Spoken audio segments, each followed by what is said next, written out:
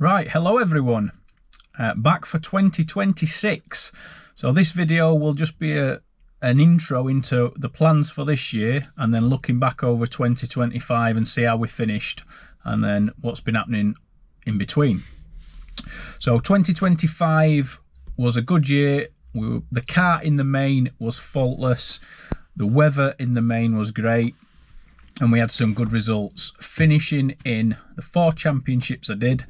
We finished 3rd in the BARC Midlands one, we finished 3rd in the HSA, we finished 2nd in the Nottingham Championship, and then 7th in the Longton.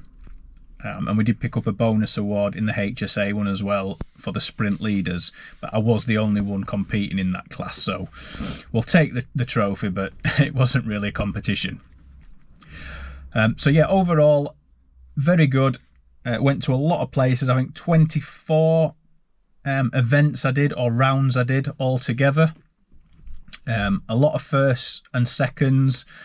Now, the caveat to that is some events there is only 2 or 3 people in the class. So it is, you know, you get first, but if there's only 2 or 3 in the class, it's not great. It's not as good as finishing first when there's 20 of you in the class, obviously. But some places you go to and there is 10 or 15 in the class, so it is, you don't know until you get there how subscribed they are. But you can only beat what's in front of you, as they say.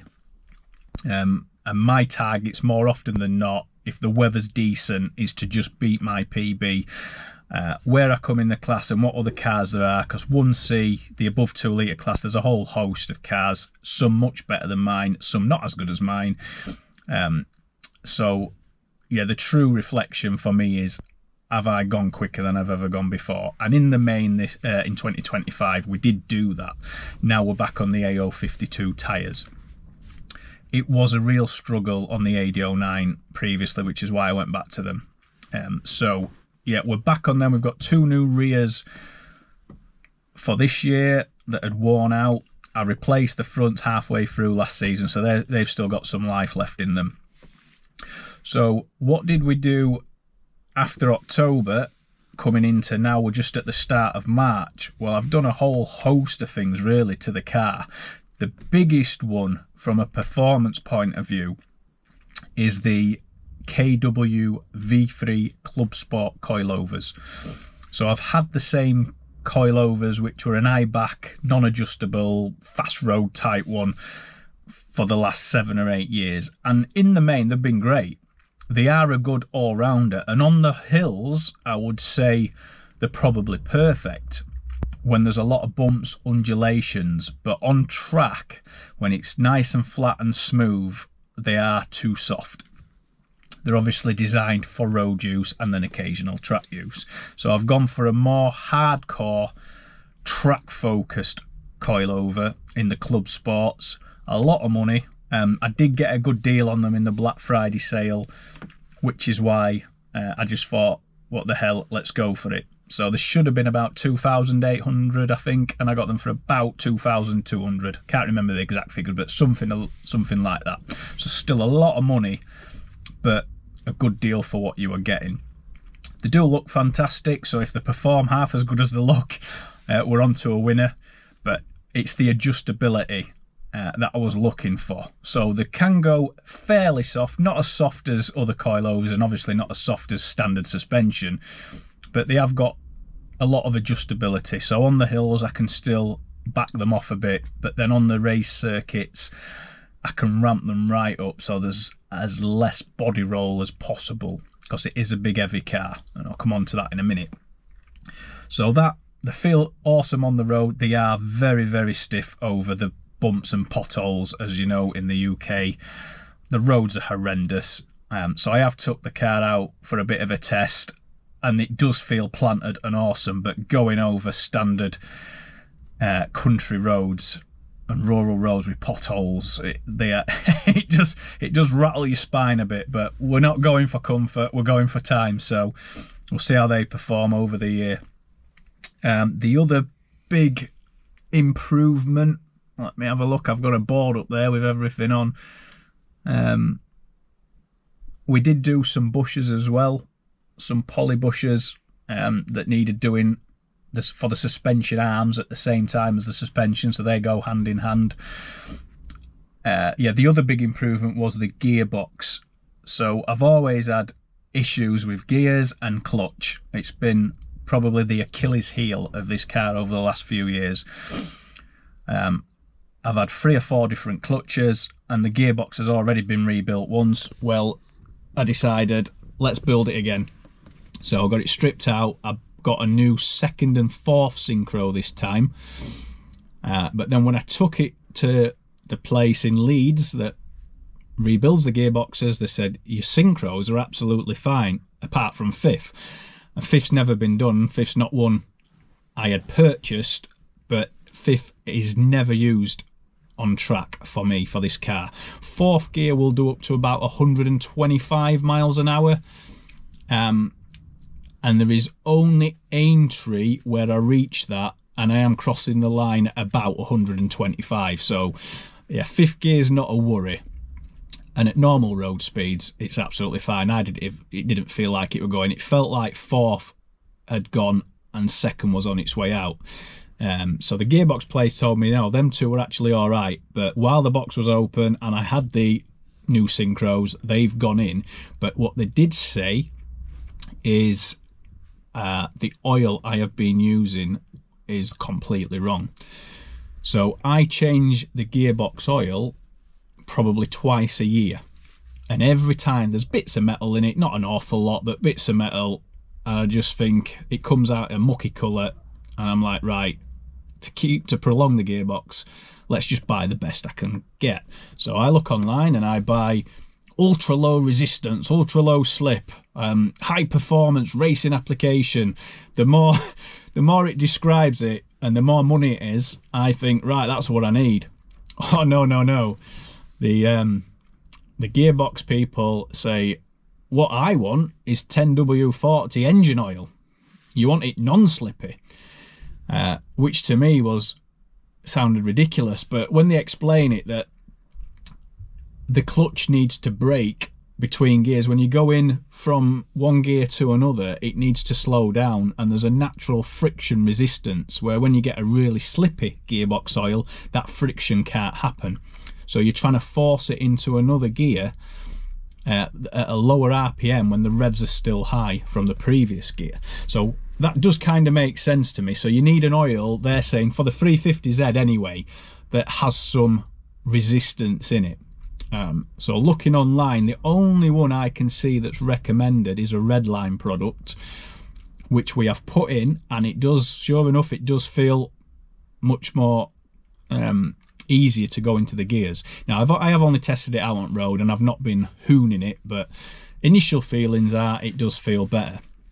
It's not a cheap oil by any means. It is well up there on price. I think it's a Redline MT85 or MT90, but it does say in their jargon, specifically formulated for the 350Z and 370Z gearboxes, where less slip is required. So yeah, sure enough, what did I know? Just shows you don't assume anything with cars and do your research. So we'll see how that goes over the course of the year, and hopefully the gear issues are a thing of the past. But again, we will have to wait and find out. So a few other bits were done, the general maintenance things, the oil change, the diff oil, the CAS oil change, and that it always feels better when you change the diff oil. That is a mineral one, so I think it is recommended it's changed every year anyway. It doesn't last long, so every time I do that, the diff feels better. And then what else have we done? I think that's the front discs and pads. Yeah, so we did the front discs and pads and we've had it aligned, but other than that, she's ready to go. But we have just gone to a dyno, and it was leaking fuel again when it come off, which is why we have this open and I'm trying to seal it up again. So I bought some sealant when it was leaking before. It lasted about a year and it looks like that seal's perished, so I've bunged some more sealant on and I will take it for a spin and hopefully it is sealed back up. But yeah, it's a bane of my life, is this radium fuel tank, this extra pump, but it's not the kit, shall we say. The kit is superb. My tank is bowed, so I need a new fuel tank at some point, because where it sits, it's on a curve and it's rocking, so that's why I need a gasket and sealant underneath, because it's not a flush fitment. So it's not a fault of the product as such, it's a fault of the fuel tank. But yeah, let's hope that that's sorted again, and my sealant fix lasts for another year or so. So how that come about, I went for a dyno day and a weight day to go in the Classic Marques Championship. So this come fast forward to now, 2026, we are doing the BARC Midlands Championship again, the Longton Championship again, and the Nottingham Championship again. But instead of the HSA, because not many of the rounds correspond to the HSA one, we are going to do the Classic Marques, which have been umming and ahhing for a couple of years now. It seems on paper the fairest championship there is. So how it works is your car has to be dynoed at one of their approved dynos, so you can't falsify the figures. Your car's weighed at the dyno place, again in race trim as it arrives, so you can't falsify the figures, and you get a power to weight figure, and that power to weight figure is then tweaked depending on what electronic aids, shall we say, your car's got, and what tyres you're going to be running, etc. Things that go into it to just manipulate that power to weight figure up or down depending on what assistance you've got. So you get a figure at the end of that, which is a multiplier for your time at each event. So it's not like all the other championships. You either have a target time and you get points based on a target time, which is usually the track record, or you have a fictitious time and everybody's kind of running to the same time, and it's how you compare against other cars on the day. But both of them methods have drawbacks, where the first one, if you're against a target time or the outright record for the track and the weather's bad, you have no chance of getting anywhere near it, so you can't score decent points. And in the UK, you just never know what the weather's going to be like. And then the floor to the second one, where you're against, it's how you compare to other cars in your class on the day, is the classes are very wide open, especially 1C, where it's kind of unlimited. So you could turn up where you're the best car in class, in theory, or the worst car, and there's not much you can do about that. So they both have drawbacks, those first two. The Classic Marques one, why it appeals is everyone gets dynoed and weighed with a power to weight. So in theory, that levels the playing field, or levels it to a great degree. There is no target times. It is how you score against other cars on the day. And if the weather comes into play, it's the same for everyone. So we're not going against a target time. It's whoever if everybody gets 60 seconds, let's say, for the run on the day, it's whoever's got the best multiplier. So the one, in theory, in the heaviest car or the least powerful car would win, which is fair enough, because that's how it should be. And if it's raining, it doesn't really matter, because we're not against a target time. It's how you compete with everybody else.